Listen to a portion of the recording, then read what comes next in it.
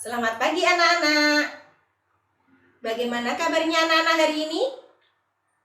Semoga anak-anak tetap sehat selalu, semangat, dan selalu dilindungi Allah Subhanahu wa Ta'ala. Anak-anak, sebelum pelajaran hari ini kita mulai, marilah terlebih dahulu kita membaca doa mau belajar. Mari, Wahid, Isnaini, Thalatha.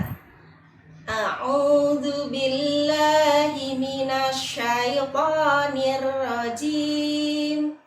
Bismillahirrahmanirrahim. Nah, anak-anak, meskipun di negara Indonesia kita sedang terjadi wabah corona, tetapi tidak menyurutkan semangat belajar kita. Kita belajar dari rumah saja ya. Ya, mari anak-anak, sebelum pelajaran kita mulai, kita yel-yel dulu sama Nabi. Siap semuanya? SD Muhammadiyah Sakal Nadi, saya pasti sukses. Insya Allah. Allahu Akbar. Ya, anak-anak, hari ini Bu Sarah mau menyampaikan pelajaran tema 8 subtema 4. Silahkan anak-anak dibuka bukunya. Sudah siap semuanya? Dibuka halaman 156. Nah, anak-anak, pelajaran tema 8 subtema 4 ini kita akan membahas tentang bencana alam. Namun sebelumnya, Bu Sarah mau mengajak anak-anak bernyanyi dulu tentang lagu bencana alam. Siap semuanya? Mari.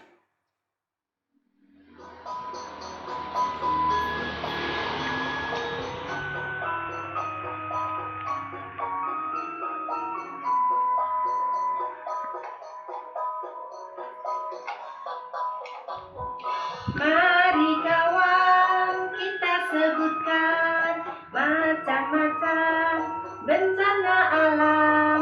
Coba dengar dan perhatikan, semua ciptaan Allah. Banjir, gunung meletus dan petir, gempa, bumi dan tsunami, kemarau panjang dan hujan abu, angin topan, tanah longsor. Demikian anak-anak lagu tentang bencana alam yang guru nyanyikan. Dari lagu tersebut anak-anak tentunya bisa menyimak apa saja bencana alam yang sering dialami oleh manusia.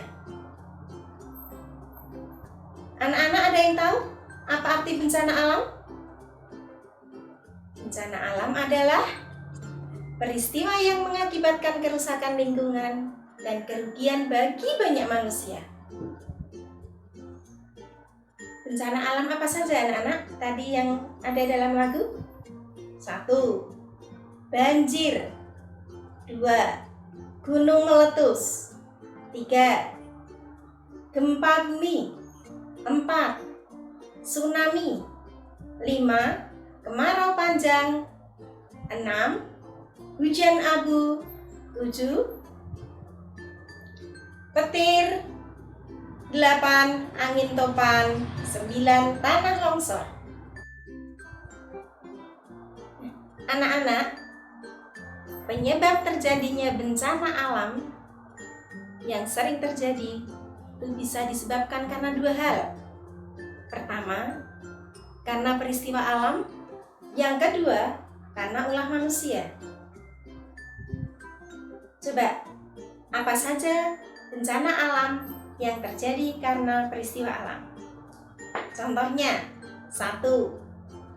Gempa bumi. 2. Tsunami. 3. Gunung meletus. Yang keempat, angin topan. Dan yang kelima, hujan abu. Bahkan ada hujan batu kerikil yang dulu pernah melanda pada zaman Nabi Lut. Nah, anak-anak, kemudian bencana alam yang terjadi karena ulah manusia antara lain 1. Banjir, yang kedua tanah longsor. Nah, anak-anak semua, bagaimana cara mencegah bencana alam supaya tidak sampai terjadi?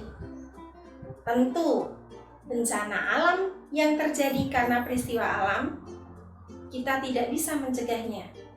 Yang hanya bisa mencegah hanya Allah Subhanahu wa Ta'ala. Karena semua terjadi atas kehendak Allah, di luar kemampuan manusia. Jadi, bencana alam yang bisa kita cegah hanya bencana alam yang terjadi karena ulah manusia, yaitu banjir dan tanah longsor. Bagaimana cara mencegah supaya tidak terjadi banjir? Tentu, anak-anak tahu, tidak boleh membuang sampah di sungai. Tidak boleh membuang sampah sembarangan di selokan. Karena apa? Karena ketika ada hujan lebat, sungai yang penuh sampah akan menyumbat saluran air sungai mengalir, sehingga air meluap dan akan mengakibatkan banjir. Yang kedua, tanah longsor. Bisa kita cegah dengan cara menanam kembali hutan yang gundul. Kita banyak menanam pohon pelindung. Mengapa? Karena tanah yang ada di pegunungan biasanya curam. Kemudian tidak mampu, ketika tidak ada pohon-pohonan, tidak mampu menahan air hujan yang lebat, sehingga bisa mengakibatkan longsor. Dengan kita menanam kembali dengan tanaman pelindung, maka akar-akar yang ada di pohon-pohon akan bisa menyerap air hujan, sehingga tidak terjadi tanah longsor. Anak-anakku semua, bencana alam yang terjadi di muka bumi ini, tentu saja kita sebagai orang beriman, sebagai orang muslim, yakin bahwa itu semua atas kehendak dan kekuasaan Allah. Kita memandang bencana alam ini, pertama, selain karena kekuasaan Allah, selain karena kehendak Allah, kita juga memandang bahwa bencana itu merupakan ujian dan peringatan serta teguran dari Allah buat manusia. Oleh karena itu, dalam menghadapi bencana, sikap kita harus tetap tenang, sabar, dan tawakal. Nah, anak-anak, bencana alam seperti yang belum lama kita hadapi, yaitu erupsi Gunung Merapi yang bulan lalu terjadi di daerah istimewa Yogyakarta, dan juga erupsi Gunung Anak Krakatau. Nah, gunung meletus ini akan mengeluarkan batu pasir dan lahar panas. Nah, batu pasir ini setelah beberapa hari akan menjadi dingin. Kemudian, ketika gunung meletus pun hawanya terasa panas. Nah, ini menunjukkan panas dan dingin itu merupakan suhu. Dan suhu itu bisa kita rasakan dengan kulit kita. Contoh, suhu dingin ketika kita memegang lantai, memegang meja, itu akan terasa dingin. Kemudian, ketika kita memegang batu di luar yang terkena sinar matahari, akan terasa panas. Ketika kita memegang air panas, kulit kita pun akan merasakan panas. Nah, anak-anak, yuk kita lakukan percobaan.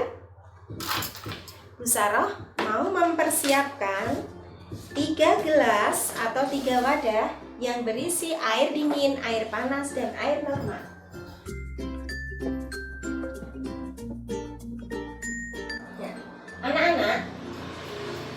wadah gelas A kita isi dengan es batu.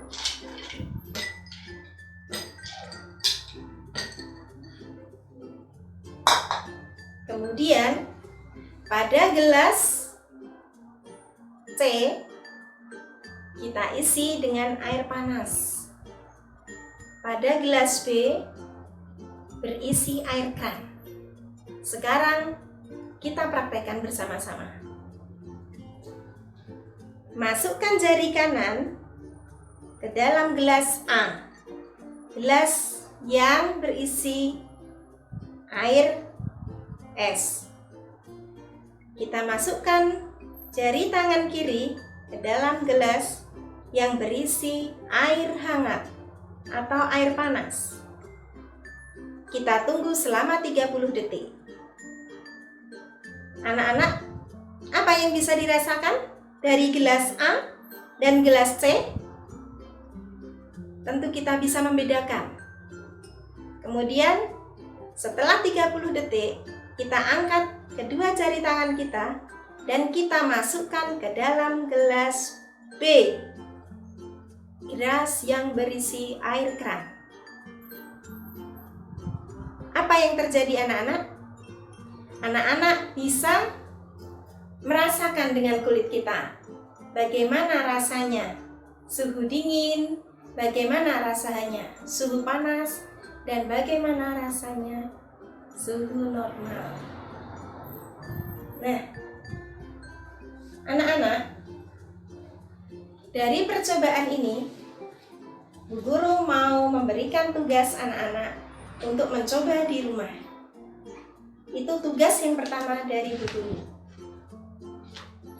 Kemudian, anak-anak, kita akan belajar selanjutnya dengan membuka halaman 169.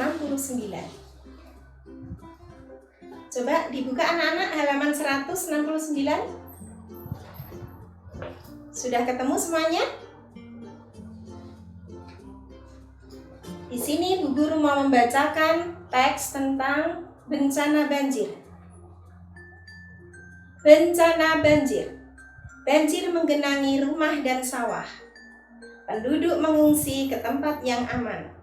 Mereka membawa sedikit persediaan makanan dan pakaian. Setelah beberapa hari, persediaan akan habis. Persediaan air bersih tidak cukup. Penyakit pun menyerang. Syukurlah bantuan segera datang. Makanan, pakaian, dan air bersih sudah tersedia. Dokter siap menolong, lengkap dengan obat-obatan. Nah, anak-anak, dalam bacaan tersebut, anak-anak bisa menyimak. Di dalam bacaan ini, ada banyak bantuan yang datang ketika datang bencana alam. Di saat kesulitan pun, kita tentu membutuhkan bantuan orang lain. Nah, di sini bagaimana anak-anak sikap kita ketika menerima bantuan dari orang lain? Apa yang harus dikatakan? Berterima kasih. Kemudian, bagaimana ketika kita minta tolong orang lain? Harus dengan kata yang sopan, harus dengan kata yang santun. Di sini kita akan belajar tentang kalimat, ungkapan terima kasih, dan ungkapan permintaan tolong yang santun. Nah, anak-anak, contoh kalimat dengan ungkapan terima kasih yaitu, terima kasih teman-teman karena sudah memberiku bantuan. Kemudian, contoh ungkapan minta tolong. Pak, minta tolong ambilkan payung karena di luar sedang hujan. Nah, anak-anak, sekarang tugas anak-anak yaitu memberikan 2 contoh kalimat dengan ungkapan terima kasih. Yang kedua, Berilah 2 contoh kalimat dengan ungkapan tolong. Nah, anak-anak semua, kita lanjutkan tentang bencana alam. Pada saat di daerah kita sedang mengalami bencana, biasanya apa saja anak-anak yang harus kita berikan? Apa saja bantuan yang harus kita berikan kepada korban bencana? 1, biasanya anak-anak memberikan bantuan makanan.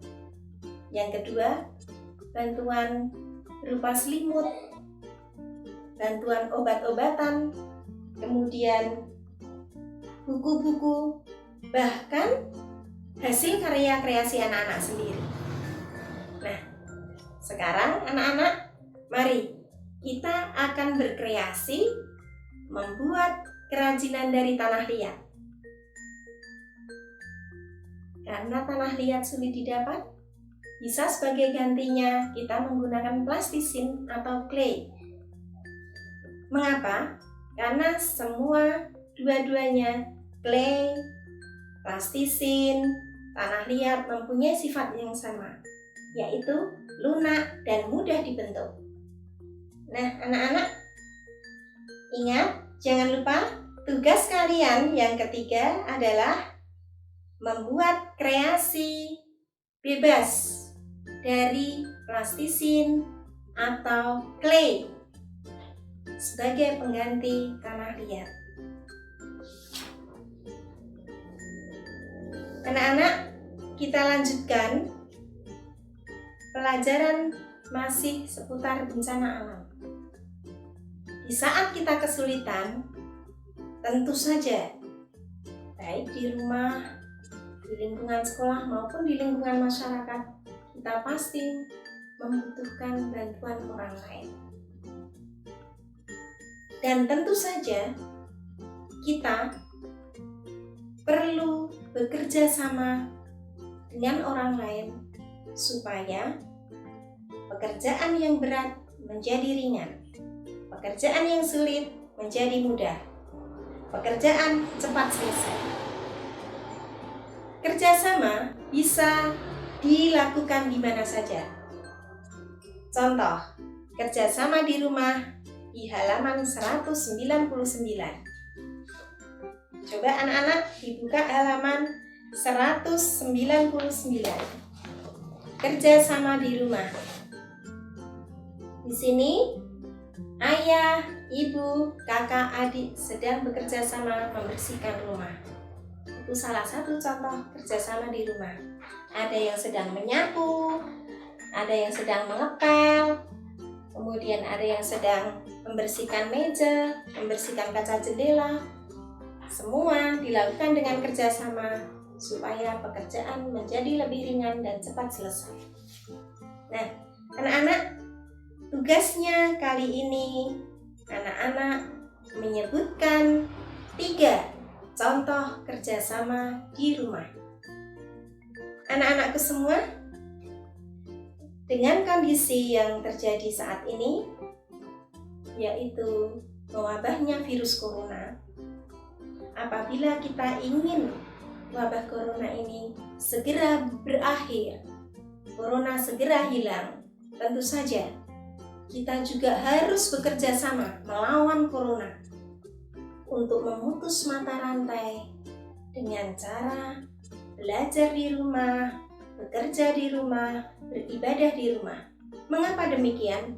Karena virus corona penyebarannya cepat sekali di tempat-tempat kerumunan atau perkumpulan orang banyak. Jadi anak-anak, kita harus bekerja sama untuk melawan corona supaya cepat hilang. Nah, anak-anak, demikian yang bisa Bu Saroh berikan pelajaran tema 8, subtema 4. Semoga anak-anak tetap sehat dan semangat.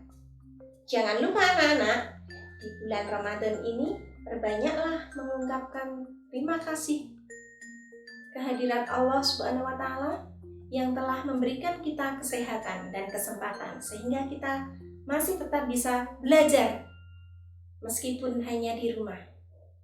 Kemudian Perbanyaklah memohon pertolongan, ungkapan minta tolong pada Allah dengan doa-doa. Semoga corona segera hilang. Nah, nian anak-anak yang bisa Bu Sarah sampaikan.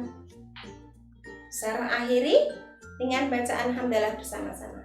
Alhamdulillahirabbil alamin. Wassalamualaikum warahmatullahi wabarakatuh.